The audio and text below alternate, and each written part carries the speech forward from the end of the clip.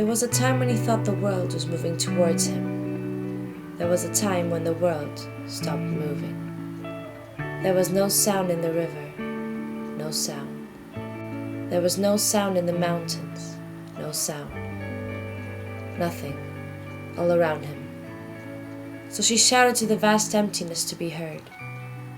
The sound became physical, and it formed a sculpture. There was a time when he thought dreams were not real, but the reality was that he did not dream. Reality was that there was no one else but him. Reality was that reality did not exist. So he was forced to dream to become real, and he woke up and saw the sculpture, and it was made out of sound. This was a time where everything was dark. The sculpture bounced in and out of darkness until she hit the void enough times, until she revolved around herself times again, until she ceased to fight. And she shouted to the vast emptiness to be heard, until it wasn't dark anymore. There was a sculpture that could be carved into wood.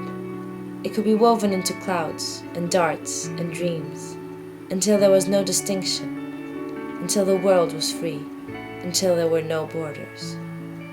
And she shouted to the vast to be heard, until she was not alone anymore. Have you heard me all these years? I've been creating worlds. Have you seen them? Not one, not two, a multiplicity of them, an infinite number of possibilities, one too many. There was no sound in the river, no sound. There was no sound in the mountains, no sound. No sound all around him. That is all he remembers.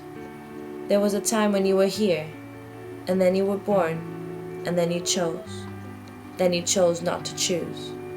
One too many. So he shouted to the vast to be heard. And when he did, he also became sculpture. Sculpture. An infinite number of possibilities. Not one, but many. Shaping, molding himself and the world. There was a time when he was not there anymore. I turned to a sailor and asked where he had gone. Gone. He's not gone. He sculpted a sea and followed its path. Its path will come back to where he sculpted it. Until then, he's an infinite number of possibilities. And so I shouted to the vast to be heard. And I heard him back. There was a time when I thought the world was moving towards me, but the world was actually expanding. And I heard him back.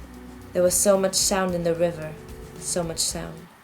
There was so much sound in the mountains, so much sound.